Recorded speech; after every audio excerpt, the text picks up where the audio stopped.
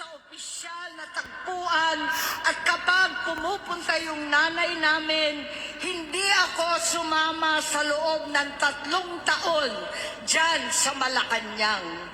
Dahil lantara na doon ang inuman, ang paggamit nila ng cocaine at mga bawal na gamot. Grabe. Hindi ba ninyo nakikita, naririnig, kakaiba na siya magsalita.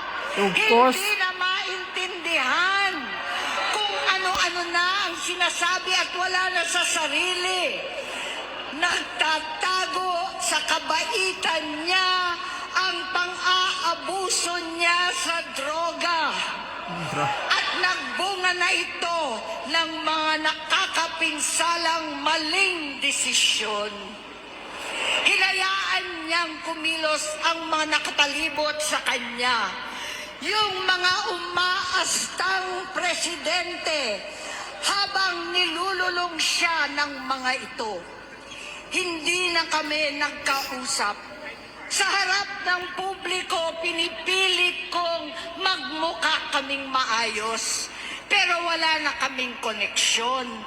Hindi ko hinihiling na maunawaan ninyo ako, lahat kayo.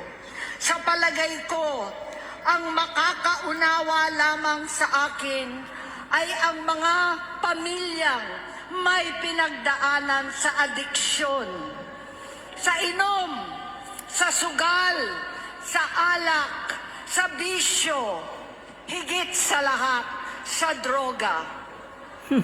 Kompleto ah. Hindi ko siya nakakasama, buong aking loob na ipasok sa institusyon. Ipagamot, iparehab ko na yan. Pero tuwing maghaharap kami noon, hindi kaya ng aking kalooban na gawin yon. Tuwing magsasabi siya sa akin na magbabago na siya, hindi ko siya kayang tiisin. Hindi ko kayang ipagkait sa kanyang pagkakataon at pagbabakasakali.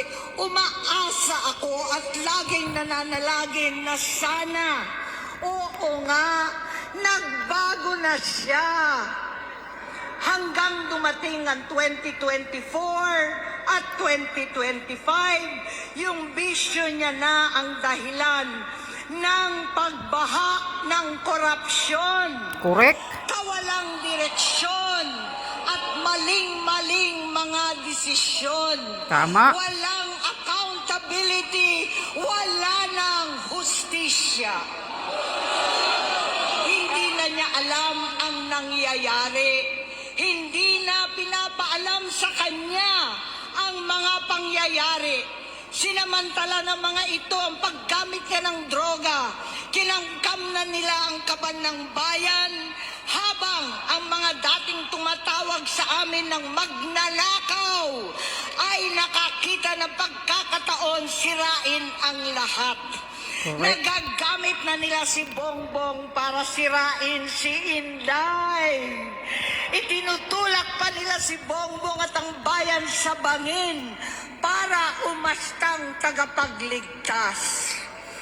Mula sa pagtraidor at pagpapahamak kay VP Inday, sa confidential funds na kung tutuusin ang galing naman sa opisina ng Pangulo, hanggang sa pagpadukot sa dating Pangulong Duterte para itapon na lamang sa ibang bansa. Ang kabaitan ni Bongbong ay naging kalupitan.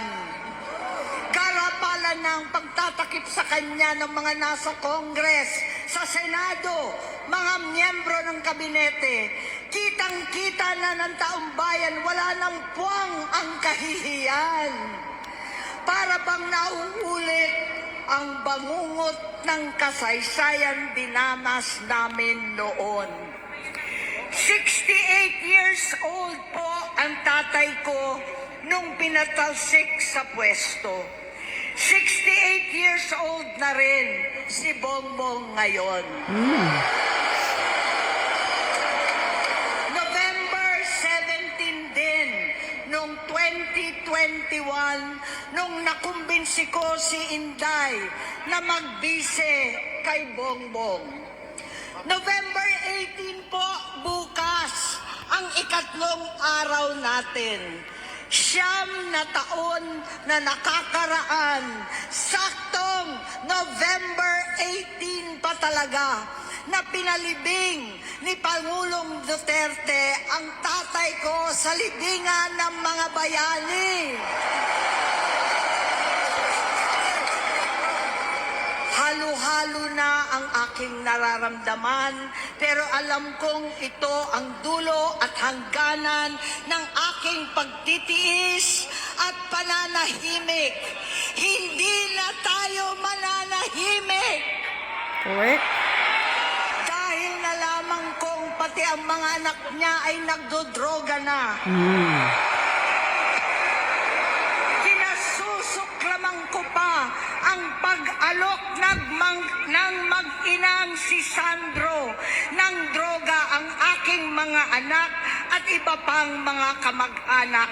Yan ang hindi ko na mapapalampas. Yan, ano? Naririnig nyo? Ang gigil ni Amy Marcos. Grabe. Pamilyang durugista. Cocaine addict. Yan ang tandaan mo, Sandro.